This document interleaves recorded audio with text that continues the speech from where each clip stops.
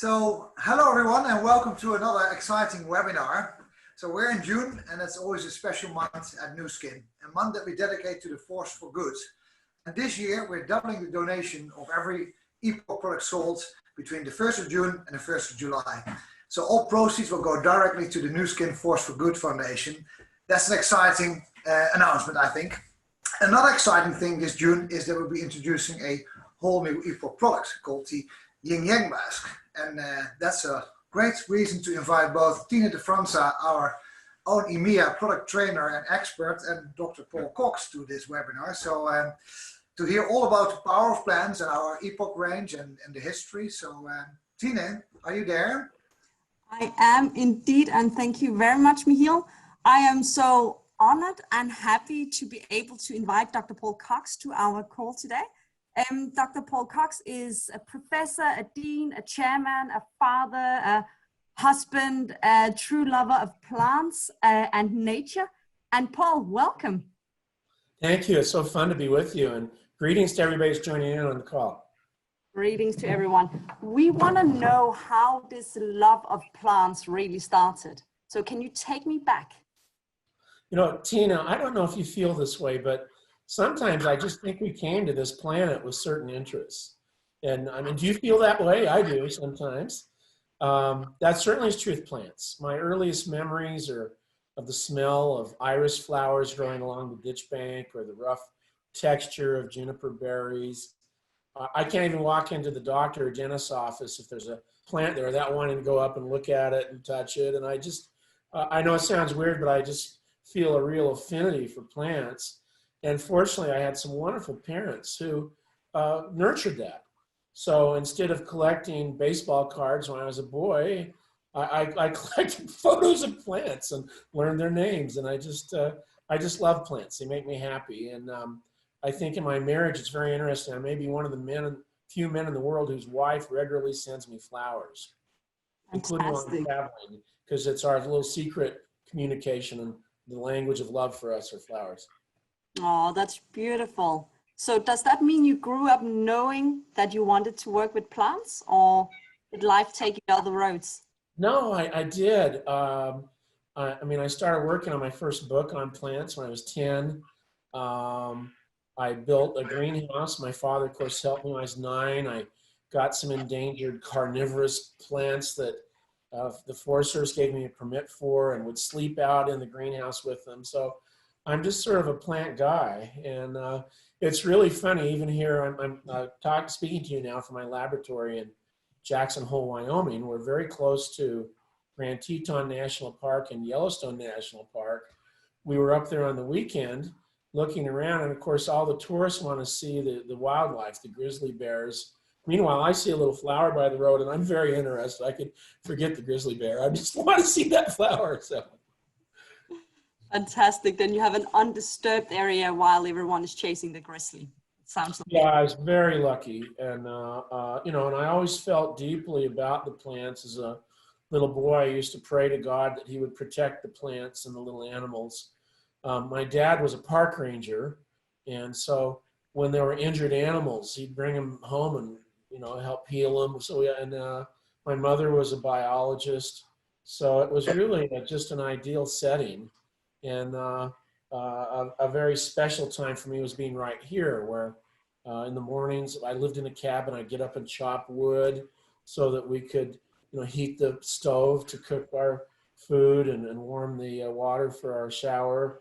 And then I'd immediately go fishing. So, you know, it's just a terrific way to grow up.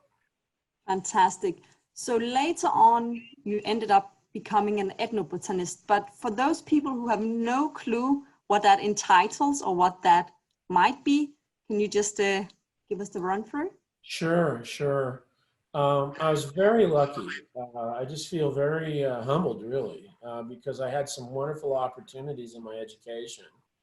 And maybe I'm getting ahead of myself here, but I eventually ended up as an ethnobotanist. An ethnobotanist is sort of like half anthropologist, half botanist, because I study how indigenous people use plants.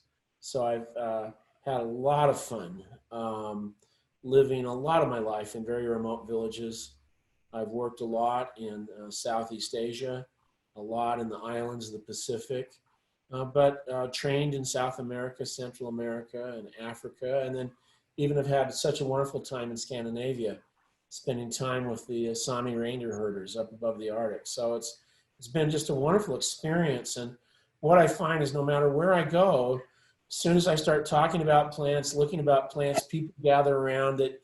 They seem to sort of pull people together. It's an interesting thing, and because everybody has their favorite flower, their favorite plant, and people start talking to me about how they use the plants. And of course, I'm trained to listen and take careful notes. So it's been a really fun profession for me. I feel very lucky to do this.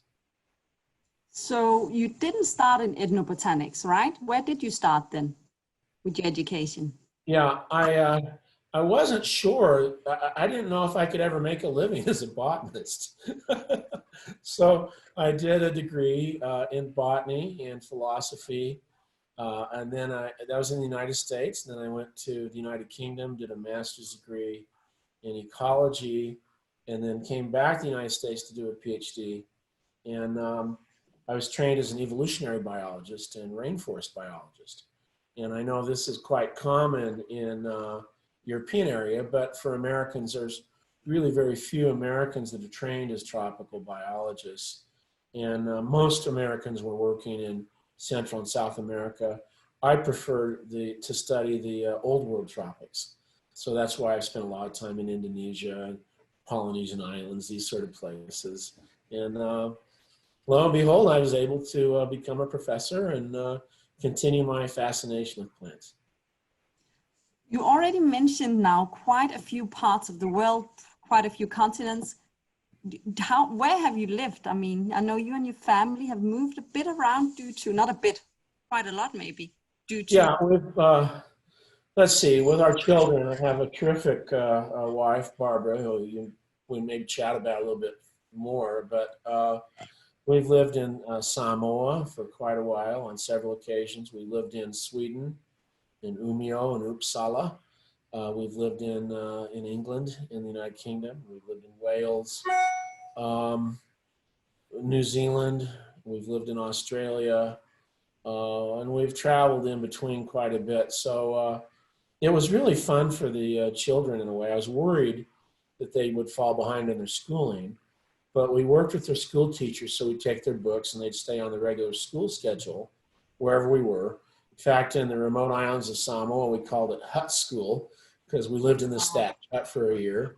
No electricity, no running water, but it was just heaven. And for their breaks in the studies, the children would run down to the tide pool on the beach and play in the tide pool. So they don't feel they were neglected or had any deprivation during this period. Amazing experience for them, and lucky for you that you had a wife who was supportive of your job and who traveled along so you could have this great adventure together, I suppose. Well, she's a mathematician, so turns out you can do math about anywhere. But she's been really a key component, and again, I feel very lucky we were looking yesterday at some mallards on the pond near our home, and Barbara said to me, these are a type of duck. And she said, you know, Paul, they mate for life. And I thought, well, that's what's happened to me. I'm very lucky. Oh, that's beautiful. So all of this travel, all of this work has led to, do you know how many articles and published books? Yeah, I mean, my assistant helps me keep track of this. I think I've written maybe 3 or 4 books and published about 230 scientific articles. So it's been a good career for me. Quite impressive. And I know the late, maybe president contacted you. How and why and what? Oh, that was so surprising, you know. In fact, I don't know about your life, but in mine, sometimes I find when one door closes, another one opens. Have you ever felt that way? Mm-hmm. Sometimes from our anguish of loss, we find a new opportunity that opens. So here's the story in brief. I was doing evolutionary biology. I went to Harvard University for my PhD, where a very famous ethnobotanist, Richard Evans Schultes, was there. when he discovered that I could speak Polynesian languages, he said, well, you need to do ethnobotany on the weekends. And so I did that. But then when my mother became very ill with breast cancer, suddenly I changed. And I thought, you know, what? I'd been reading a wonderful book by a Harvard sociologist called Robert Coles. Coles said that when your interests and passion intersects a deep societal need, you're hearing a call. And I thought, well, I'd really like to help cure illness. I'd really like to do these things. And I thought about going back to medical school, but then I realized if I could discover a new drug, maybe I could help millions of people. And so after my mother died, suddenly I got this letter from the White House, and I had not even applied for this thing. And President Reagan gave me what seemed to me to be an enormous sum of money to do any research I wanted to. So Barbara and I got out a map. We decided to go for a year. I told the university I was just going to go to the jungles and thank you. They said, no, you don't have to quit. We'll hold your position. So we went for a year or two. We found the most remote rainforest, the biggest one we could find in the South Pacific, and went and lived with our family for a year. And that's where so many things opened up that really led to the Force for Good and really led to Epoch. And we can talk about that when you're ready. We will. So the late something president gave you a sum of money. I understand it was an award for. Yeah, it was called a Presidential Young Investigator Award. And unbeknownst to me, they had looked at my career and decided maybe this guy has some promise. And so they give a few of these out every year, and I was fortunate to get one. So, and I decided, why not do research that no one would fund? So that's why I went to study with indigenous people, because I spoke the languages. I knew how smart they were, but I really wanted to see if I could study how they use plants for medicine with an eye to helping the fight against the disease that had taken my mother's life, which was breast cancer. So that was your, starting point. So how does one move from thinking they want to try to find a cure for illness to creating fantastic products that we now all use and love? Well, here's the story. I was working with the U.S. National Cancer Institute, who are experts, and I went down to see them, and these were the top officials. I said, you know, I've done some estimations. I said, I think I have a 1% chance of discovering a new drug if I do this, if I go study with these indigenous people. And they said, well, we've been talking about you, Paul, and we think you actually have a 3% chance. I thought, 3%? Wow, that means if there's, 32 other people like me out there, one of us are going to come up with something. So we went to this little village, discovered that the people didn't even have a word in their language for cancer. So again, I was sort of sad. But then I got a letter from the National Cancer Institute. They were working on HIV/AIDS. Was there anything I was finding that might use that? And I suddenly remembered that this healer had taught me how they used a plant to treat a viral disease. And that led to the discovery of prostratin as an antiviral drug candidate. And then the loggers showed up, started cutting the forest down where I collected the forest, the plants. People were weeping. I said, why did you let these guys in there? They said, well, we have to build a school so our children can have an education, or the government will pull the teachers. And we're poor people here. The only thing we have of value is that forest. And I said, well, what if I could raise the money to build the school? Could you stop the loggers? So they sent the two chiefs up to chase away the loggers. These guys had bulldozers and chainsaws. And then I met with Barbara. And I said, Barbara, good news is we've saved a 30,000 acre, that'd be about an 11,000 hectare rainforest. I said, but bad news is we'll have to sell our house and our car because I've got to come up with $85,000 in 6 weeks. In 6 weeks? I had 6 weeks to come up with $85,000 to counter the loggers' offer to buy them out. And you know, if your marriage is working in a moment like that, you know, what's she going to say? And we're sitting in Samoa. She took my hand. She looked in my eyes. Said, Paul, what a great opportunity. How often in our lifetime will we have a chance like this? Let's go for it. Oh, that's amazing. So she agreed, yeah, we'd cash out. Well, word got around the university I was at that, you know, we were probably going to be ending up living in a tent when we returned on the corner of campus. And our friends helped. Our family, Ken Murdoch, Rex Mon assisted. And within 6 weeks, we had $85,000. And here's the cool thing. We didn't even have to lose our house. We didn't have to sell our house. So I returned to Samoa with $85,000 in my backpack with the whole village. We walk into the logging firm. And I mean, there's several hundred villagers. And we had purchased the logging rights right out from under the loggers. The villagers turned to the loggers. They said, don't ever come back. Don't cut another tree. Boom. And we'd saved this forest and built the school. And that, in so many ways, was the very first Force for Good project.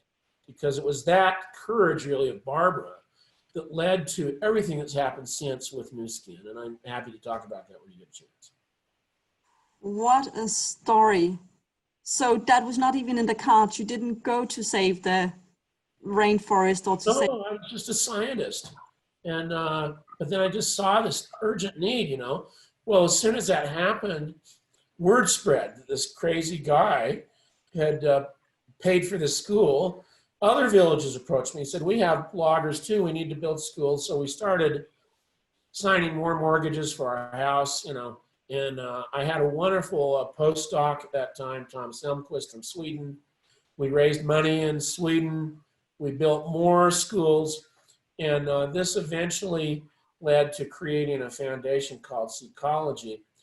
But let me back up. When we discovered a new drug candidate for viral disease, for AIDS, in SIDA, I think we call it in France, in Samoa, it was very important to me that the indigenous people got a return on their money from this knowledge. And fortunately, the National Cancer Institute agreed with that. But it takes so long, so many years to get a drug through the development process. I wanted to find a faster returns. And I noticed the women had beautiful hair, beautiful skin everywhere I worked with indigenous people. I said, you know, and some of these women are like, you know, 95, 96 years old. So why do you look so spectacular? I said, well, we use plants. Why didn't you ask? And they showed me. So I wrote this little paper. Maybe indigenous knowledge could be used to help create new personal care products.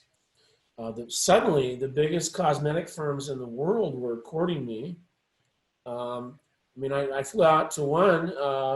They picked me up in a limousine that was bigger than our apartment at Harvard, you know, and beautiful laboratories. And I said, okay, great, but how much money can we send back to help these people that need schools, that need water supplies, that need medical clinics? And they said, oh, our lawyers won't allow us to do that.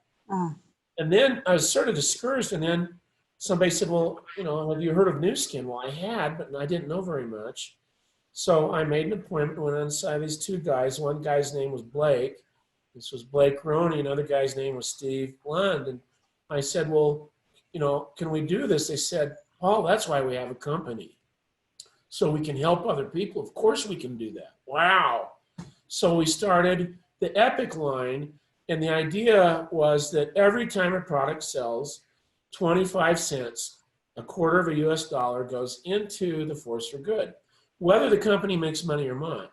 Furthermore, all of the money goes to the project. There's no salaries, no administration, no bureaucracy. The company covers all of that. So I was so thrilled. And I guess technically the first Force for Good project was them giving a $75,000 gift to build a rainforest walkway in Samoa. Rainforest walkway. So the people could earn income for their elderly folks, like a retirement scheme, without cutting the forest. And what really impressed me was that Steve Lund and Sandy Tillotson are two of the founders. They flew to Samoa to dedicate this walkway. And I mean, we're living in little huts, you know, with crushed coral and woven mats and eating fish heads and And they didn't complain once. They said, oh, this is marvelous. This is fantastic. What an honor to be here. So I really felt that it was, I never anticipated I'd be involved with a business before, but it was fantastic. And then some things really started happening, which are just amazing in terms of the force for good. And we started releasing the Epoch product. So it was a great experience for me. It's quite amazing what can happen if you just open your eyes and ears. So you just went for another purpose, but because you saw and lived and felt it, that's how we have our products today. Yeah, but this was not designed, Tina. We just fell into this. We didn't go there expecting to build a school or anything like that. It's just there was this need. And I think that's one thing that really surprised all of us, and me particularly, was how I find that same spirit among our new skin distributors. Because they're incredible people. And when they see there's a need, they immediately respond. I mean, I was stunned when Michael opened this call by saying, we're going to double the Force for Good contribution in June. I didn't know that was coming. I mean, it's just like this never-ending series of good surprises coming from New Skin. And the other thing that amazed me is that the distributors accepted me because, you know, I mean, our people that work at New Skin are both our corporate people, but more importantly, our distributors. I find them to be incredibly sophisticated people. I mean, you know, they're the sort of people you know, you think of hanging out with Brad Pitt or Angelina Jolie, you know, I mean, they're incredible sort of people. I agree. People, very sophisticated, and yet they've accepted me as a scientist. I'm just a botanist, you know, so, and they're the sort of people, they see a need and they immediately respond. They have this sort of, I don't know what you call it, Tina. It's like problem solution. Here's a problem, let's solve it. And that's sort of the spirit I see so much in our distributors and why I enjoy being with them so much. Yeah, no, I agree. I think from a company's point of view, we normally say that it's Force for Good might be 5% of what we do, but it's 95% of who we are. So I've heard Blake Roney say that, and they're really sincere. I mean, I'm sort of amazed by these guys, you know. I mean, I don't think Steve Lenz even had a parking ticket his whole life, you know. And everything they promise has been great. So as a scientist, that's been really good because when we make a product and I say, and I want something that's expensive or difficult, of course, you know, I mean, if I can just talk about that for a second, when we began designing the Epoch line, they said to me, well, you know, what do you like? What sort of packaging do you like? And, you know, I tried to be diplomatic. I said, well, you know, maybe we need a different sort of packaging for these products. They said, well, what do you like? I said, well, you know, there's a line called Origins. It's sort of interesting. And they hired the designer of that line, Cynthia Graney from New York, hired her full-time as an employer. And so our first product that we released, I don't know if you can see this, it's a polishing bar. Mm-hmm. This has in it a bark of the Siskiyou tree up in Canada. The First Nation people along the Pacific coast rub the bark on their skins before they go out to go fishing. And it sort of glows their skin. And then and it has in there glacial marine mud and the Siskiyou bark, which is red. So Cynthia Graney, and think about this a second. She's New York. She's very sophisticated. When she heard what we were doing, the first packaging coming from this, she put Siskiyou bark in. She put the active plant ingredient in the packaging. So if you ran out of the bar, you could actually rub the packaging on your skin. You know, it was crazy days. They don't do that anymore, of course, but the first release had that in there, and I thought it was great. So it's just been a lot of fun to create these products, you know. Another one, do you have deodorant in EMEA, the Epoch deodorant? Yes. Yeah. This one, I was doing some studies in Haiti, the island of Haiti, with what they call leaf doctors. I had a wonderful graduate student from Haiti who was studying this, and they use this plant. They call it in the Haitian language Zoranzi.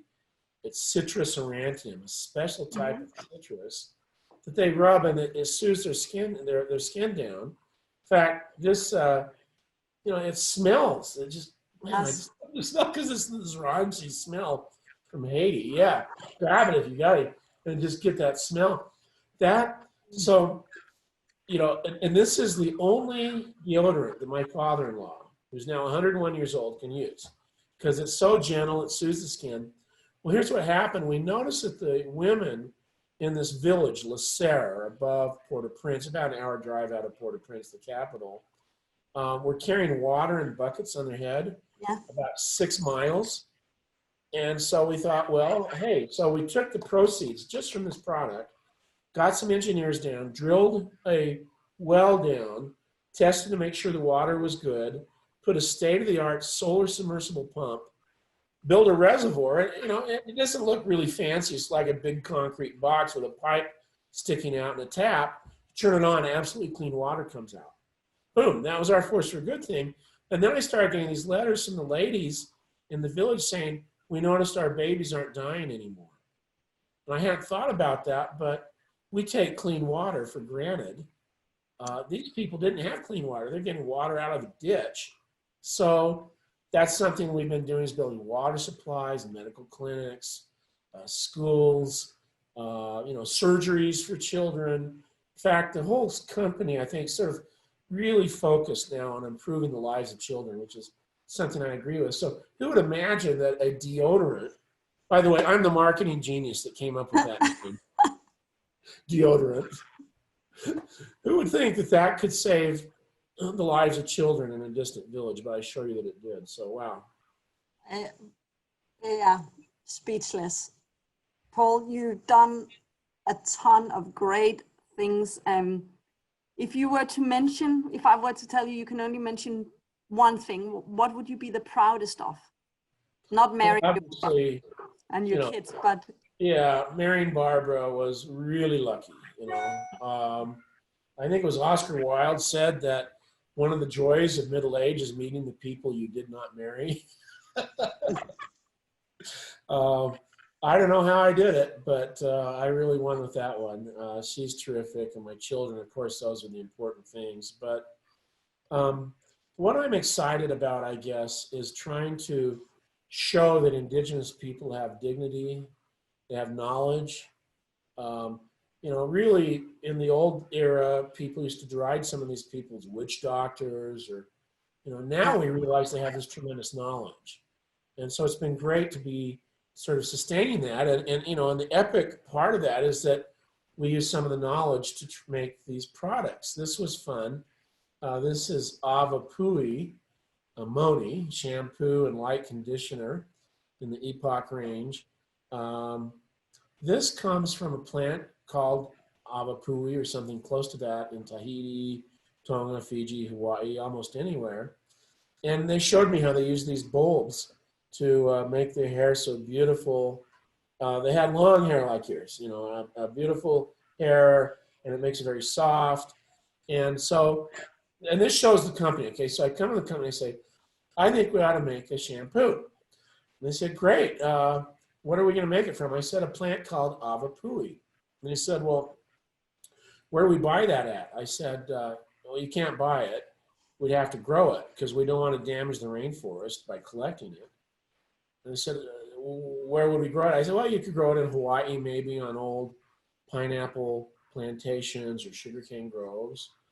Okay, they said, well, and what part of the plant do we use for the flower? I said, it only from the flowers. You have to get it from the flowering bulb. They said, well, how often does it flower? I said, once a year. They said, wait, you want us to start a shampoo where we have to grow the plant? We only can use one part of the plant, which is the flower, and it only flowers once a year. I said, yeah, that about sums it up. They said, oh, okay. And they did it. So, when you open this up, I showered with it this morning. The fragrance is that fragrance that you get from the plant. And emotionally, it takes me back to the waterfall where the people originally gave me the plant and showed me how to rub it in their hair. And so no matter wherever I am, whether I'm in Johannesburg or Oslo or Phoenix, Arizona, that morning I begin my day in this beautiful waterfall with these lovely people.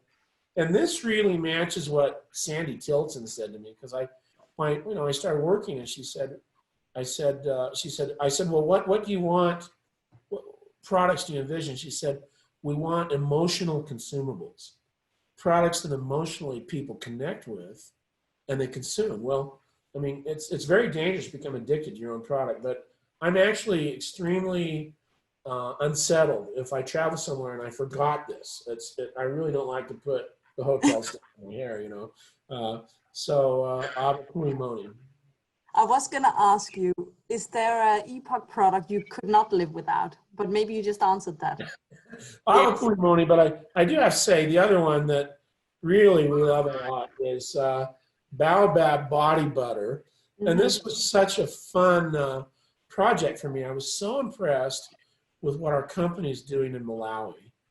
And I said, would it be okay if I tried formulate a product based totally on plants from African villages? And they said, well, let us know what you think. And I'd been working in Africa.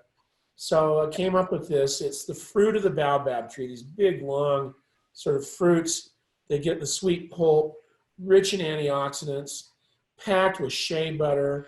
So, and we have other little plants in here that the Africans use to make their skin glow and treat. And so, this stuff, I can't keep it around, even in my laboratory. The scientists all use it. It has this beautiful smell. And here's sort of how fun it is. Because here's a little secret you get by listening to this webinar. If you look in the very top of the package, let me get so there's no light there. There you go. Maybe we can put a picture of it on the screen. You see a little heart up in that tree. I never noticed that. No, it's a secret. We didn't tell anybody. The product designers put it in there.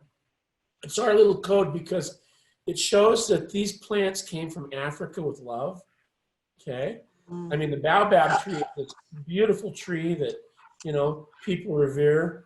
It shows that we return love to Africa because every time a jar of baobab body butter sells, a tree is planted in Africa. And it doesn't have to be a baobab tree. I mean, in fact, I know a Norwegian distributor who stacks these empty jars so she can see how many trees she's planted, right? Wow. And then it shows, more importantly, I mean, show that again so you can see that heart. It shows, more importantly, that we work for a company that has a heart. So it's our little code that we put in there. We have a lot of fun. We build these products and put little, I don't know what you call them, little secret things in there just to keep us happy. But this product really, to me, sort of encapsulates the Force for Good and what our company is about. And I like what you said, that Force for Good's 5% of what we do, but 95% of who we are. That is a fantastic story that I've been with the companies for many years, but that is the first time for me. So so you haven't noticed it before. There's not. a little secret. And Yeah. it's a product I use every time I step out of the shower. So, but no, I never noticed that. So thank you for that. So I suppose you didn't have a vision to start with because this was like you seeing something and then out of that came this amazing Epoch line. But the vision from it began until what Epoch is now? Is it what you envisioned or? Oh, very much so. And the best way to think about Epoch is it's traditional knowledge accumulated by indigenous people for centuries, combined with cutting edge science. And that potent combination makes Epoch. And if I can, I'd like to mention our newest product, which I understand you're releasing very soon. We are. Can I mention that? Would that be okay? Yes, it would. So this is the Epoch Yin and Yang mask, which has been such a fun product to work on because it sort of is making peace with your skin. It soothes your skin. It detoxifies your skin. It has in it jasmine sambak, which is this amazing flower used throughout China, throughout Asia. In fact, there's a song that children sing in China. Every school child in China knows this song because the plant's called mulihua, M-U-L-I-H-U-A in English words. Everybody knows this song. Just go on the YouTube and you learn it. I think it'd be fun to learn to sing this at some convention because mulihua about the beautiful jasmine flower. I collect them. They're so pretty. They're so wonderful. We have that. We have in here a Hoya, which is grown under grow weave conditions. This is the company's exploration of having zero impact on the world. It's sort of an amazing hydroponic. I mean, it's just amazing what the company's done with this. And the thing I love about it, it's yin and yang. So when it comes out, do you mind if I demonstrate? Would this be okay? Go ahead. Yeah, it comes out and it's white, and you rub it on your skin. You see, it's sort of white like that. But then if you rub it, it changes colors. See, can you see the color change there? Yes. It goes gray now. It goes gray now because that activates the charcoal. Activates the charcoal there. So I'm getting the centuries, of Chinese studies of the Mulihua flower, maybe the most flavorous flower in China, a cutting edge grow weave technology plant, and then modern new skin science, which activates this charcoal, and it produces a smooth, glowing, detoxified skin. And it's such a nice combination, I think, for a skin regimen with glacial marine mud on a regular basis. I see a glacial marine mud on the back there of your, grab that if you can. Yeah, I mean, that's so fantastic. That comes from indigenous people in Canada. Went to an estuary. We're trying to get clay to make pots. They couldn't make pots, but they find their hands are so beautiful. That's glacial marine mud. And then that really, you use that regularly. And then use this, maybe in the evenings or in the mornings if you want it to sparkle. It's sort of a way to really tone your skin and make it glow and sparkle. But you have to be careful. My daughters had masks on when the FedEx guy came to the door. And they opened the door, and of course he sees like New Guinea mudmen. This guy was a little startled. But it's really fun, and we're having a lot of fun with this. So I have a confession to make. The Epoch products I designed, a lot of them are just ones that I wanted myself, and so it's fun to be able to make your own products. I mean, the other one that's sort of fun that way is Ice Dancer, which is a companion product to Firewalker. Mm-hmm. Firewalker has this leaf that the healers rub on your feet to, that's it, that's Ice Dancer. Well, I actually invented that when I was living in Sweden. I was the professor there. Yeah, I was the professor. Close to home. This stuff. And they have this great race there they call the Vasaloppet, where people ski these ridiculous distances and their legs are tired. So we put in, hold that up again. Hold up and right, and then smell it. Can you open it up and just smell it? Tell me what it smells like. Because go ahead. It smells like mint and like crystal clear ice, if crystal clear ice had a smell. Yeah, you got it. Because what happens is the Native Americans will run 50 to 100 miles and rub this special mint arvensis, on their legs. And then I combine it with some wonderful European ethnomedicine. So the idea is it's to use on your legs that are tired and achy. Most people, when they put it on, they feel initially a cooling sensation, mm-hmm. and then sort of a warming sensation. But we use it after skiing now in my family. We don't go skiing without it. You can use it after tennis, people on their legs. And then what my daughters do, and it's really fun with Barbara, is they'll get Ice Dancer, Firewalker, and Soul Solution, and have sort of, when I'm gone out somewhere in the jungle, they'll get all their friends over, and for an evening they'll have a special spa where they love the legs and that. And the thing I just found out, which makes me so happy, is that in Vietnam, people are using this because this is designed for one purpose only, which is to improve Paul's ugly feet, okay? And it gets rid of the cracks. It just makes your foot look better. And people in Vietnam that are nervous about wearing sandals or flip-flops because their feet use this. So that makes me really happy. So it's been a lot of fun doing these products, and I'm just thrilled that people have accepted them so well. I mean, this was fun, making a baby product so they don't cry when you wash the baby's hair or face with it, a hibiscus hair and body wash, Baby Epoch. It's just fun making products that we can use, that we love. And I have to say that EMEA has been the top seller of, the top of Epoch products, meaning the top per capita contributors to the force for good.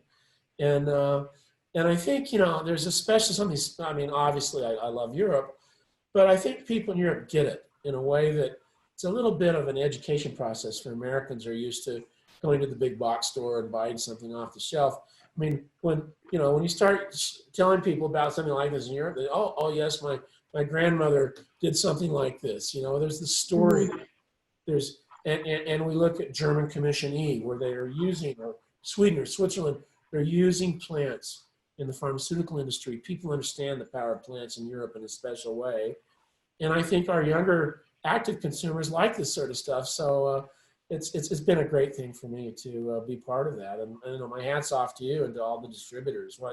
What you're doing when you sell these is really not only getting a good product, at least I hope you like it, but more importantly, making a lasting contribution to the force for good, which has been just such a terrific thing for me.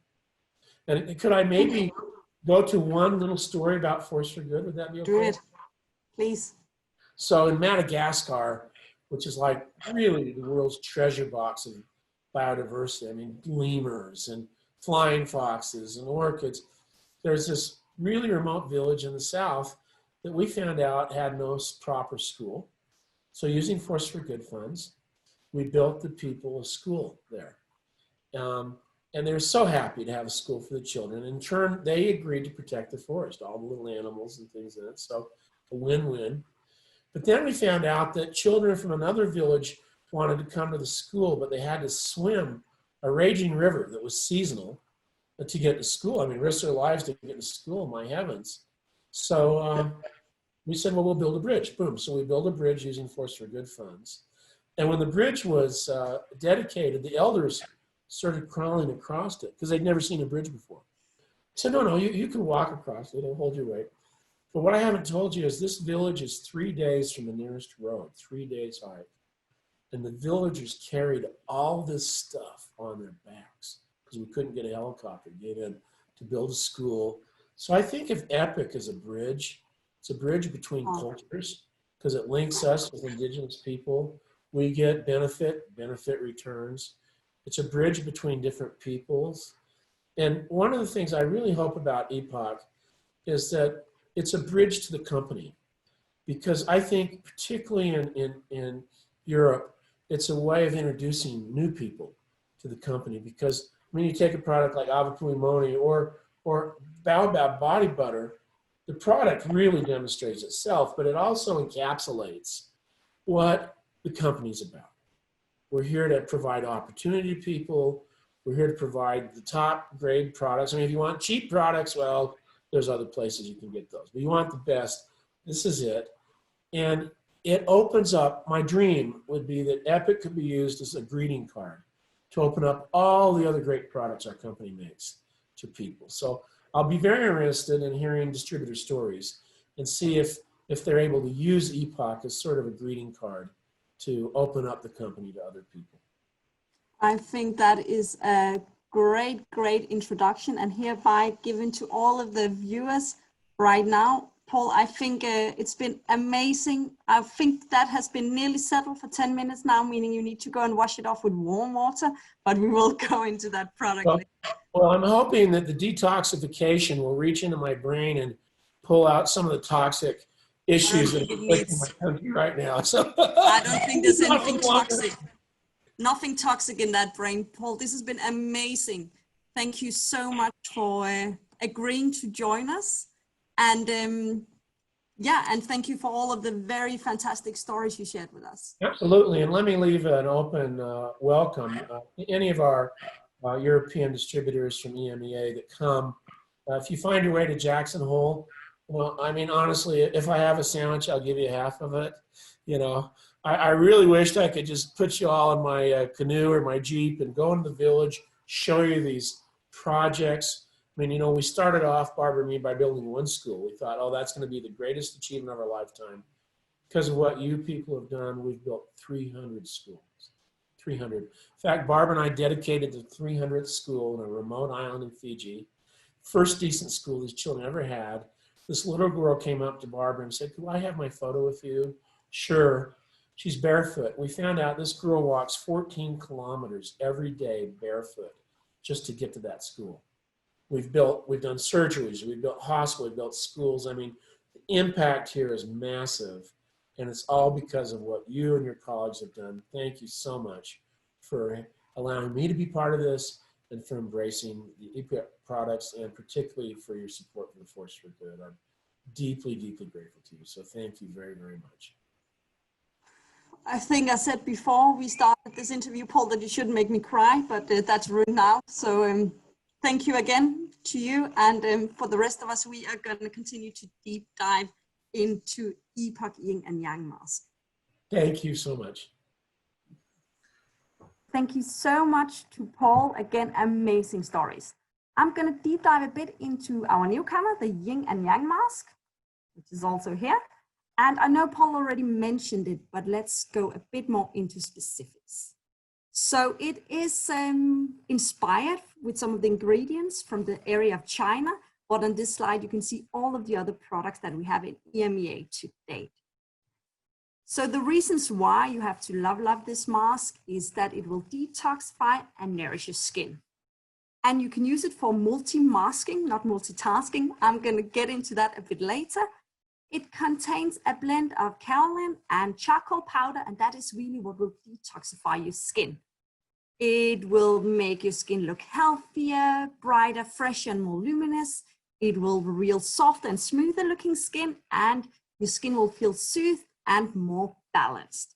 It has this scent of this specific jasmine flower that Paul already talked about, and that's really going to help you de-stress, and it'll promote inner harmony and glow. And then it contains an ingredient that is CEA grown. And I'll go a bit more into detail with that in just a second. And then Paul already mentioned it. Every time you buy one of these Epoch products, you are donating 25 cents to the Force for Good. And he just told you how much good we are actually doing in the world. So even more reason to love it. Key ingredients that you will find in this product are a few. Some of the ones I want to mention is the porcelain flower extract. This is the one that is CEA grown, and that is what we're going to talk about later. But it's really this ethnobotanical extract that is grown in our very special way. Then it contained the jasmine, type of jasmine scent that you also see here. That's going to give you a nice and fresh fragrance. It was traditionally used in China. And that is also what Paul talked about. And then, of course, you could see the product changing color, and that was due to the charcoal powder and another absorbing agent as well. So what does it mean when we say that a product contains CEA grown ingredients?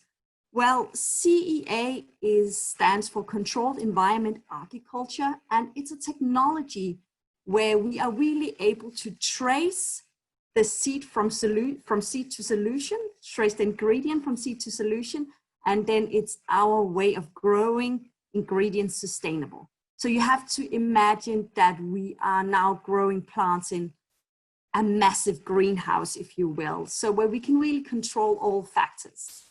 So whenever you see that little green logo, that's the GrowVive logo, and that means that the product has one or more ingredients that are grown with this technique, CEA grown. And this is really our long-term ambition, that we can source more of our ingredients through CEA to make it more sustainable. All right, moving on. So how should you use it? I think you saw Paul do it already, but first we want you to wash your face, and you have to have a dry face when applying the products. Then you put an even layer onto your face, and then you start to massage it. And when you massage it, that is really when you activate these microencapsuled charcoal, and that's when it's going to start to change color. Then you leave it for 10 to 15 minutes, and then you can rinse it off with warm water. So that is very easy, and the steps if you want a little bit of me time. I mentioned multimasking before. Multimasking is like multitasking, you're doing two things at once. But multimasking is when you use two different masks. And I think that would be great to use our Yin Yang Epoch together with Epoch Marine Mud. These two products are different, right? So you have the Glacial Marine Mud. It's in a big tube and it can be used for your face, but also for your body. Then you have the Yin Yang mask, and that is for your face only. Epoch will detox, and Yin Yang mask will detox and nurture. Epoch Marine Mud is made with sea clay that contains loads of minerals, and Yin and Yang mask is made with charcoal powder, porcelain flower, jasmine, scent, and so forth. So they are quite different. What could be great is if you, for instance, have combination skin and you get a bit oily in the T-zone, I have combination skin, then you can use Glacial Marine Mud for the T-zone, as you can see on the photo here. That is really great because Glacial Marine Mud will, yes, draw out impurities, but also maybe excess oil production that many people with oily skin or oily to combination skin might suffer from. And then for your cheeks, which tend to be a bit more dry, this mask is fantastic. So not multitasking, but multi-masking. So that was just a bit more in depth about our newcomer to the family. I want to remind you what Michiel said in the beginning, that in June is our Force for Good month. So it is really in June that you should double up, triple up, or whatever you want on all of your stock of Epoch products. Whatever you buy, we will double. So double up on the donations in all of June. And with that, I will send you off shopping, and thank you so much for tuning in. Take care, everyone.